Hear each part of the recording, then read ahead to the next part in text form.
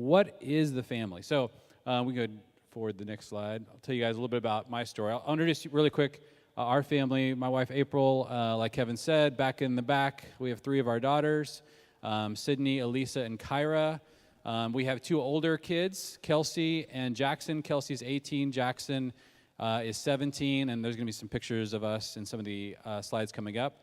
Our oldest daughter, Kelsey, she's right now in Israel for a couple of months, serving some nonprofits that we're connected to over there. And so we are having fun, feverishly texting her on the way here. It's 1 a.m. in Israel. So that's been a really big thing for us. So you guys will see this is a big part of our story. I'll tell you a little bit about like kind of how I came at this topic of family personally. So I grew up in Seattle, and it's not a place that is particularly known for having a high value for family. Like even driving through Waynesville, this whole area, it's just like, oh man, this is a different world a little bit from the world that I grew up in. Seattle actually has the distinction of being the one city in the country that has more dogs than children. And I think there's been a collective decision made by a lot of people that, hey, that's a lot easier. You know, if you really need to care for or have a nurturing instinct, then maybe we should take that out on a dog. It's a lot more convenient.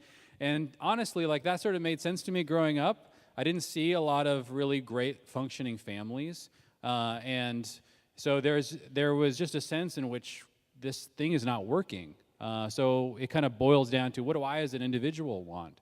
And that's certainly the way I thought about it. And even as a believer, I grew up in a believing family. I grew up really thinking about what does the Bible say about topics, but I didn't have any particularly different idea about family than the culture that I was around. I saw the same devastation happen in those cultures.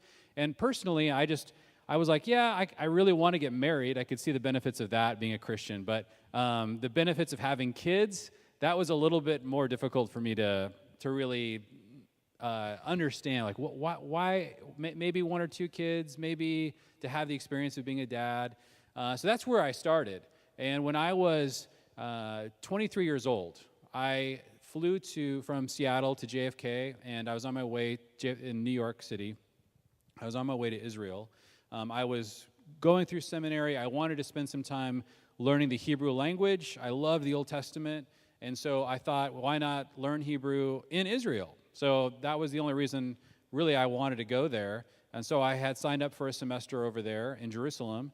And when I got to even the airport, and I was getting ready, there was a lot of problems with that particular flight. It was like delayed by about 12 hours. So I got to spend all this time with all of these people that were very culturally different than me. And I remember the thing that really shocked me, even at the airport, were how many children there were flying to Israel. I was like, don't these people know how expensive international flights are? I mean, what are they doing with all these kids? And there were a lot of them, a lot of dads with kids. It was like, and honestly, like for me, it was, just the annoyance, right? A lot of times you're getting on flights, especially long ones, and you're like, oh my gosh, look at all these kids. This is going to be miserable.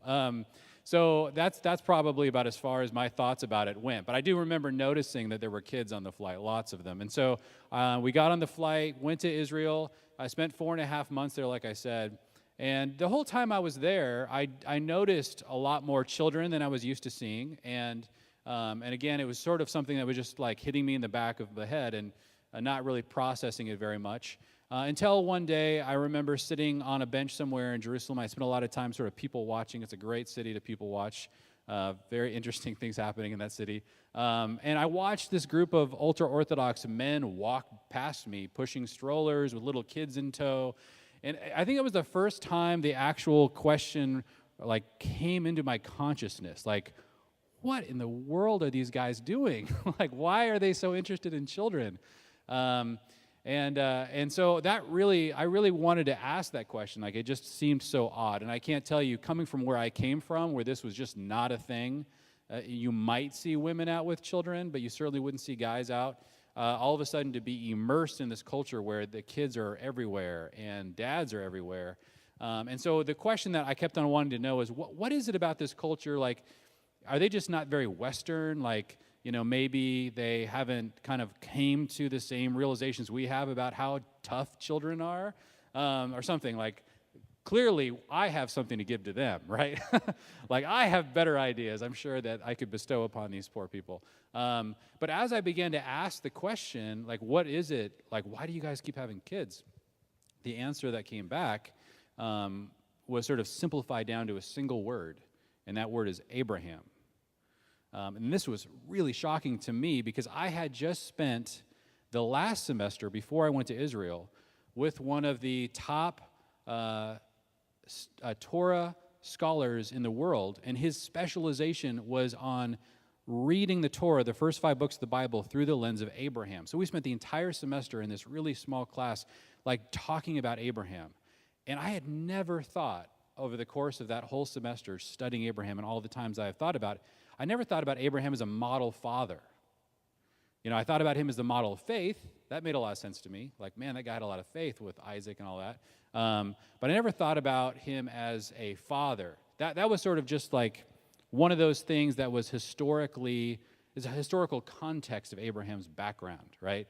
Abraham had camels, you know. Doesn't mean I have to have camels. Abraham was obsessed with his multi-generational family. Doesn't mean I need to be obsessed with. But what was really hard for me to deal with was I was inside of a modern culture where there were clearly families who were being impacted by Abraham as a father, and they were trying to live out a story that really was founded on the way he thought about family. And this is very challenging to me. And then I had to sort of take a step back and ask the question, like, is that better? Like, is that more biblical? Could this have something to do with the incredible breakdown of family in the West? And that seems to have rifled through the church at similar rates. That was the question I started asking. I didn't realize how dangerous that question was to ask, but it turned out to be, for my life, very dangerous in that everything changed for me when it came to the topic of family as I began to go deeper into trying to understand the answer to that question. And that's really what I want to share with you guys at that 30,000-foot level. What happens when you begin to think about Abraham as a model father? So be warned. I don't know what will happen, but so we can hit the next one. Okay, so I think I want to start with where we are all at. This is our friend Beaker, and we are living in an experiment around family. So and the experiment can be described in different ways, but one way you can think about it is what happens when you strengthen individualism and weaken the family. And, you know, we've never seen family breakdown happen at the level that we're experiencing it in our culture. And it seems to be, and we've never treated family the way, even thought about family the way that we think about family. And I'm going to get into some of the details of how we think about family. To us, it's sort of like, you know, the water we swim in, or that, you know, that story about the fish, you know, 2 fish that pass each other, and the one that says, you know, the water's great today, and then they look at each other and say, what's water, right? Like when you're swimming in it, you don't have any concept for what's unique about it. But that's why for me it was really helpful to go to different culture and start to look back at our culture and realize, whoa, our ideas about family are very recent and very historically unusual. So we're living an experiment, and one of the things we have to think about is it working the way that we typically think about family in the West? So we can hit the next one. So the results are in. You know, one way to think about the effect of this idea of family is sort of you know, we could go over hundreds of statistics, but I'll just break it down to 3 really simple ones so we can remember. So 50%, everybody knows the divorce rate hovering around 50%. So if you are getting married, oftentimes today people don't have the assumption of permanence. They assume that they may get divorced, and in fact, even the way we talk about marriage, educate, and it's all with the assumption that this is highly likely to happen to you. 60%. 60% of kids live some part of their childhood away from their biological father. So there's especially, as bad as it is with marriages, and as frequently as marriages fall apart, even at a higher level, we have a problem with men and family that is very, very confusing. There's a sense that men often abandon families, and even when they stick with the marriage, they have a hard time relating often to the family. And then 70% 70% of children do not persist in the faith of their parents in the evangelical world. Most of the more recent statistics are more closer to 80%. So when you look at these things and you look at these results, it's really important to kind of get up to that 30,000 foot level and try to figure out what happened. Is there something really, really basic that we're missing that could be contributing to these numbers? All right, get the next one. This is a cool Chesterton quote, because I do think this is part of what we've done. The triangle of truisms of father, mother, and child cannot be destroyed. It can only destroy those civilizations which disregard it. So there's something happening culturally that is causing us to be, for families to struggle in this way. Can you get the next one?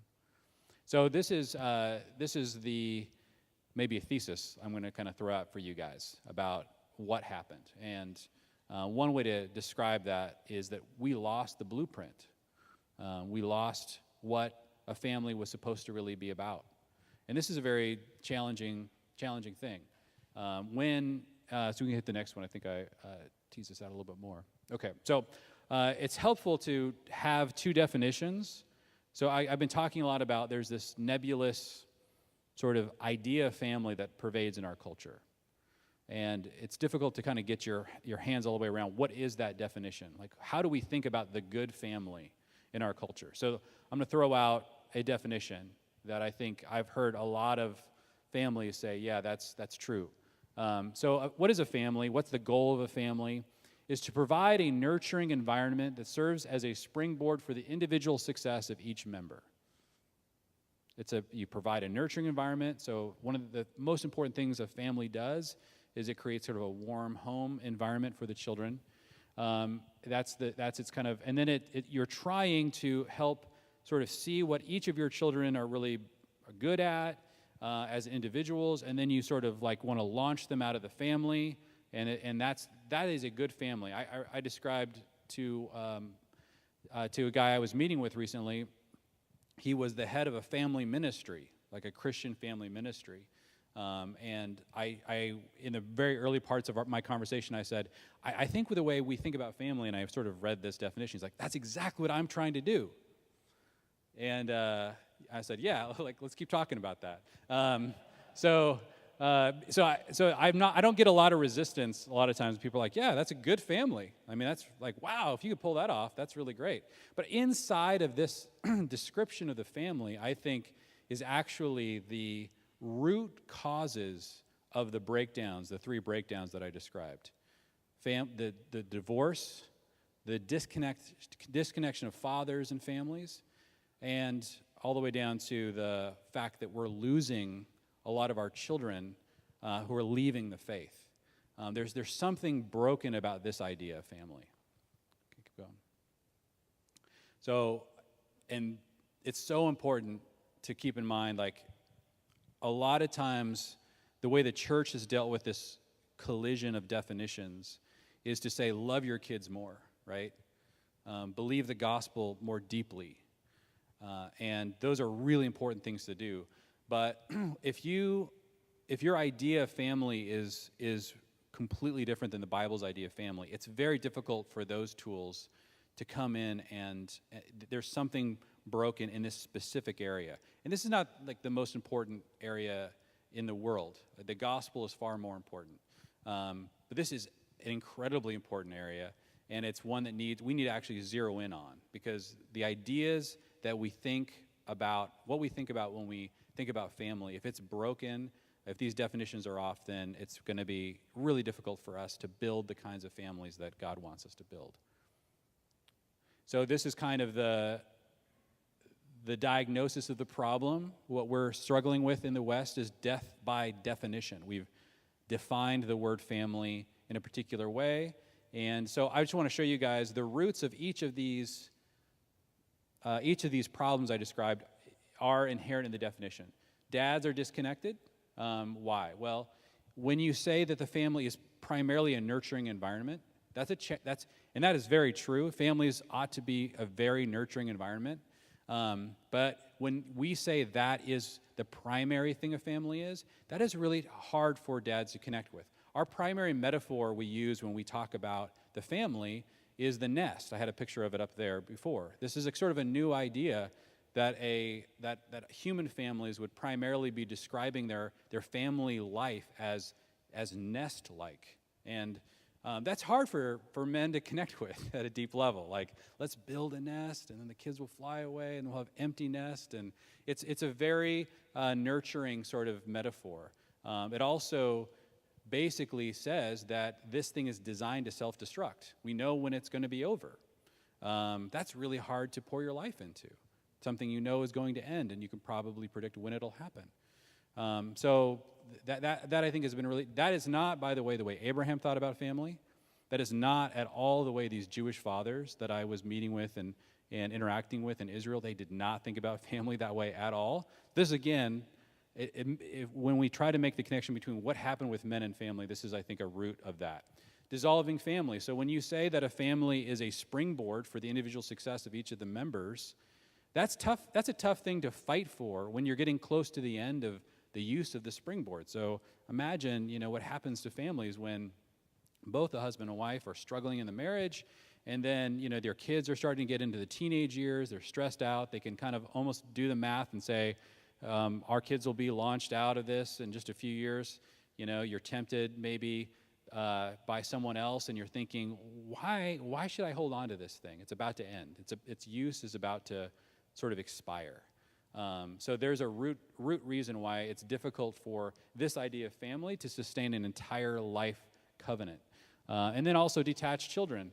What we tell kids is that the family, you're as an individual, go find yourself, figure out who you are, like how are you built, and then that's, we can't really say anything to you. In fact, a lot of people in our culture feel like it's sort of wrong to give children an idea of who we are, our deep roots, because that might interfere with their individuality. So individualism trumps everything else, and when that happens, then it makes it very difficult for kids to stay attached to the family. So these are three of the death by definitions. So our goal here tonight is we must rediscover the original purpose for the family. Like, what is an alternative to this? What would Abraham say about the family? Good. Okay, so I don't know if you guys have, I'll show you guys, there's kind of a build on this, but there are two completely different ways that Western people think about family and the way Abraham would have thought about family, or even just the classical family. Almost anywhere in the world you go, that's 100 years, or 100 years ago in America, a lot of it was this way, but most places in the world, and most times in history, thought about family this way. So over here we have sort of a picture of the modern Western family. So the way we think about family is a new family emerges when a mom and dad meet each other, the big romantic, yay, we met, and then they form a new family. It's totally new. What is this family? It's really, there's not a lot of attachment to the past. They form a new family. They have a couple of kids. Their goal is to launch their kids out, and then they do that, and that family unit, that idea of family, typically has about an 80-year memory, which means if you ask most people with this idea of family, name all your great-grandparents. Most people that have this idea of family are really going to struggle. Like, okay, but number one, telling you what those names are. Number two, even understanding why the question would be relevant. Because their idea of family doesn't include anything deeper than that. It's not a multi-generational idea. So how did Abraham think about family? How does the Bible talk about family? It's very different. So typically a new family would emerge when a patriarch casts a vision. So in the case of Abraham, his family, he obviously had a father. We know about him. He was an idol worshiper. His name was Terah. But we never say that, the Jewish people follow the God of Terah, Abraham, and Isaac. We always say Abraham, Isaac, and Jacob. Something started new with Abraham. And so he started a new family vision. God gave him a promise, if you guys know the story of the book of Genesis. And so in this idea of family, after that vision is cast, then the family works as a team generationally to try to achieve what that vision is. When they do, that's the family legacy. And families that function in this way have an extremely long memory. It's very important to retell the story. Like, why are we in this country? Like, what are we trying to achieve? How did we get here? Who are we? Those are very important questions. And the way that you typically answer A lot of those questions in this kind of a family is by going into the past and understanding who your forefathers were. So that's why you have things like genealogies in the Bible that kind of baffle us in the morning when we get to them. We're like, what in the world is this doing in the Bible? It's because it's reinforcing a rooted multi-generational idea of family. It was thrilling to read genealogies if you are part of that family line and you think about your root structure from the family perspective. All right. So how is it best to describe? This is the best we've done to trying to put a very simple way of describing when the Bible talks about family. It's talking about a multi-generational team on mission. That's the difference, the different way that the Bible would describe family. And it assumes, and it doesn't mean that the families do really well. It just means this is the way that this is what they thought a family was. And this is what's been lost in our culture. All right, so what are some ways that biblical families can heal the modern family? So we talked about sort of these three breakdowns, right? There's the problem of divorce. And one of the things that believing that a family is a multi-generational team on mission does is it causes families to stay together. I described what it might be like when you imagine when your family's about to dissolve, the nest is going to get empty. How hard do I want to fight for this thing? That's a really difficult question to answer. But let me ask you, what if you, instead of thinking of it that way, you thought, my family for hundreds of years, maybe thousands of years, has been building up and has been adding different resources to the family, trying to reach this vision, and the baton was passed to me in my generation. And in my generation, am I just going to drop the baton and sort of dishonor all of that history and then leave all of my descendants without that legacy or that connection? That's a lot to lose. And that's why in multi-generational cultures, divorce is so difficult, because it's not just destroying maybe a romance that needs a new spark and isn't working. It's destroying something that has been building for hundreds or maybe longer years. So that's a very different kind of thing to be stewarding than, our individual nest. So that's one way. Family teams inspire dads. So one of the things that when we say a family is just a nurturing environment, that is a component of family. But if you ask the question why did family come into existence in the first place? We actually know the exact answer to that. If you're believing the Bible, it's right in Genesis 1.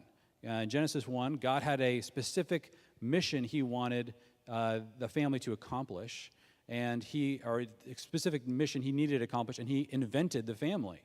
Right? It said that to be fruitful and multiply, fill the earth and subdue it and rule. This was the first mission given to the family, and then it required an entire team in order to do that. So what is the family? Is it primarily just a place where we go and just relax from the world? It is that, but the reason it was first invented by God was to accomplish things as a team. And so every single time a new child comes into your family or an in-law comes into the family team is getting stronger and bigger. And it's more capable of accomplishing its original mission. And that's the point. Now, this is a very different experience for fathers. Dads are oftentimes very motivated to lead a team and very well built to lead teams. And so this as I've watched dads sort of awaken to this realization that, oh my gosh, my family is my primary team through which I live and accomplish things in the world. Even when they're young, okay, I'm building up my team, we're getting ready. That completely changes the way that a man views a family. And then family missions engage kids. So we talked about the problem of kids leaving the faith. And a lot of it is, what's the purpose? What are we trying to accomplish? What are they connected to that feels really purposeful? By the way, this is our kids right before they headed up to Waynesville for a LARPing event. Have you guys ever heard of a LARPing? Did you know that you have such a thing in Waynesville? I don't know who this guy is, Travis Strider. Anyway, LARPing is live action role playing. It's a super cool kind of experience. And our kids come up here a couple times a year to somebody's farm really close by and experience this. Anyway, so our kids, the idea of being on mission, building things together for the kingdom, this is a really amazing experience. And so when you start to to accomplish things in and through the family, it's very different for kids. And we just had this on the way up here. My wife and I, April, we were talking about Kelsey, our daughter, who's in Israel, and it feels. I can't tell you how much it feels like an extension of our family. What she's doing, like continuously, like working as a team, like resourcing her, praying for her, like very connected to what she's doing. It's not like, woo, she's off on her own and good luck and we'll see what happens with her life and let's just kind of move this direction. It's like, no, an arrow was shot from the family and I hope it takes down the enemy. Like that's what I hope for. And we've spent years honing that weapon and it's dangerous. So, all right. So I think I'm going to skip this part so we can kind of, if you guys seen the Yitzhak Brad Johnson, if you guys did SFL, do you guys do this in SFL? Okay, so if you guys do this, I really encourage you, if you go through SFL, I haven't been through SFL, I wrote this little, it's very difficult to like imagine what in the world does a multi-generational family look like. I had such a hard time communicating what it's like for especially children growing up in multi-generation, because none of us probably, maybe a few of you, but most people in the West don't know what this is like. So I wrote a little kind of narrative that tried to expose people to what a first century Jewish boy might be feeling or experiencing inside of his family, with his grandfather there and his siblings and everything, but just to try to tease that out. So that's going to be, if you guys go through SFL, there's a little teaser for SFL. I encourage you guys to go through that if you haven't. All right, I wanted April to come up, though, because this needs to get practical. This is like a lot of like, whoa, way up here. So April, my wife, come on up. So one of the things that we know is true is that you don't, having an epiphany does not change your life. It's only when you adopt tools that reinforce the epiphany that things really start to change. So if you're like, whoa, I want to adopt this idea of family, it's not enough to just to think about it. So we want to just give you guys a couple examples of some tools in case you were interested in doing that.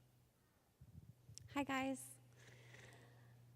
Yes, I am much more practical than Jeremy, so hopefully he gave you a good idea of kind of like, he calls it the 30,000-foot view of big picture. And there's so much I could talk about practically because one thing he forgot to mention is that when he was in Israel, he met me. We were both doing the semester abroad there, and so that was 20 years ago. We just had our 20th anniversary. So God has taught us so much over the years. There's a ton I could talk about, but I'm just going to pick a few because I know we have kind of we're short on time, but could you do the next one?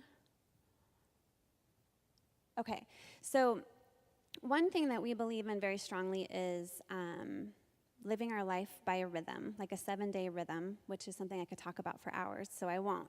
But one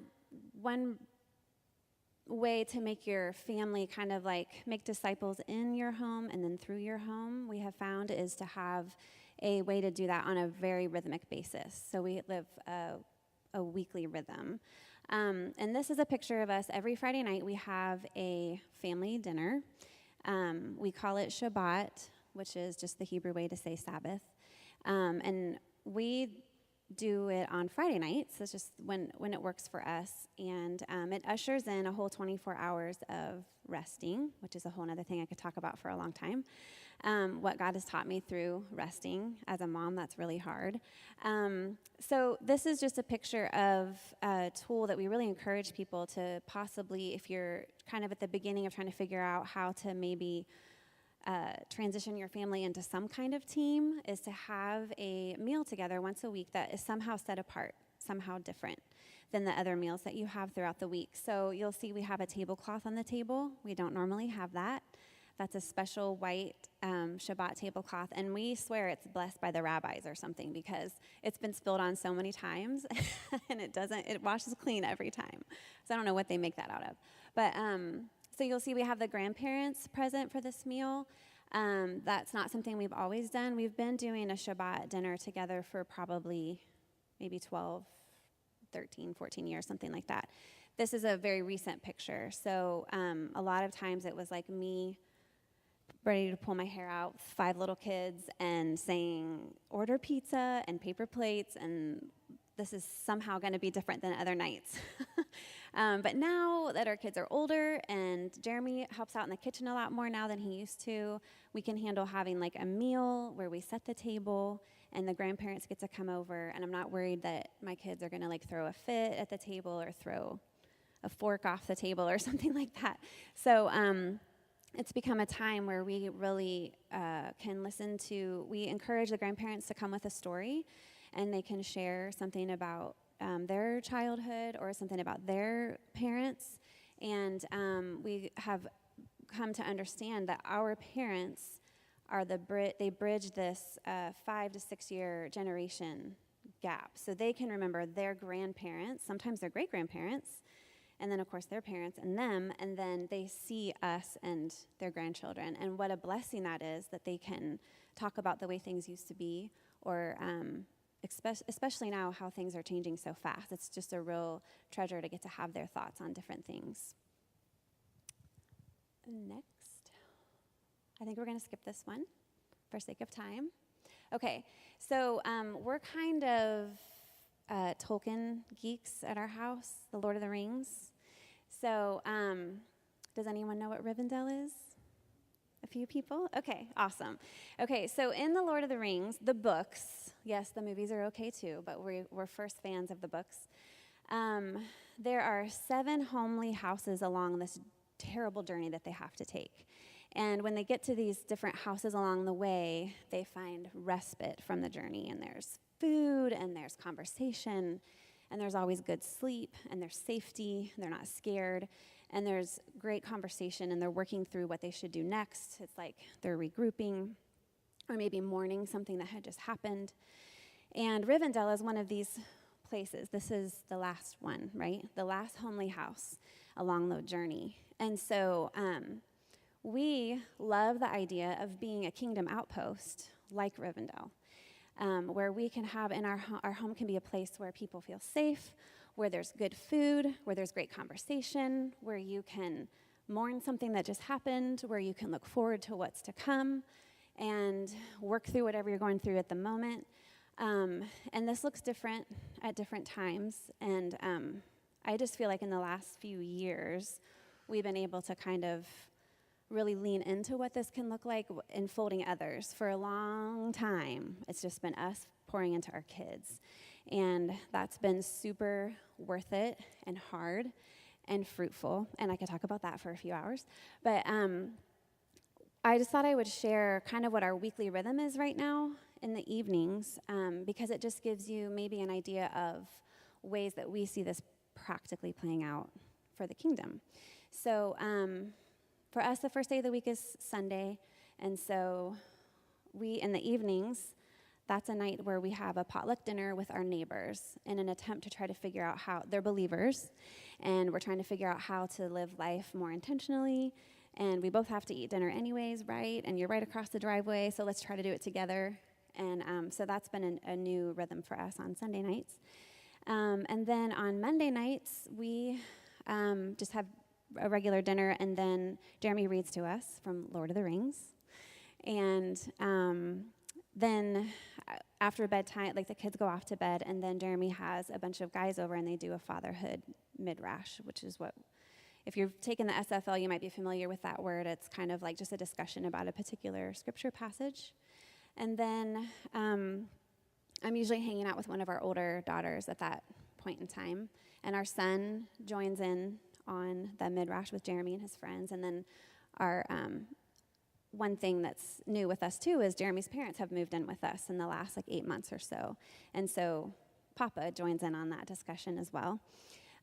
Tuesdays we have family media night, so we pick out a movie and usually watch half of it because some of us can only handle a half of a movie, the older ones. And then that's it that night. And then Wednesdays is we do some kind of teaching out of the house. So right now we're doing a StoryFormed life. And then Thursdays we have what we call YAM, which is Young Adult Midrash. So we're ushering younger people into the idea of discussing scripture together. So it's a bunch of people ages 13 and up come over and play a goofy game and eat lots of like junk food snacks, and then talk about, we mid-rash a passage and talk about how it could practically apply to their lives. And then Friday is when we have our Shabbat dinner. And then Saturday is date night for Jeremy and I. We get to go out, and Papa comes down and does game night with the kids, and they have a great time doing that. And if that sounds too organized or too planned, just to give you like breathing room, like, oh no, she's gonna pass out. She's doing something every night of the week. My mother-in-law will often be like, are you okay? Is everything okay? We have built in a lot of like help, so we don't lead everything that's happening.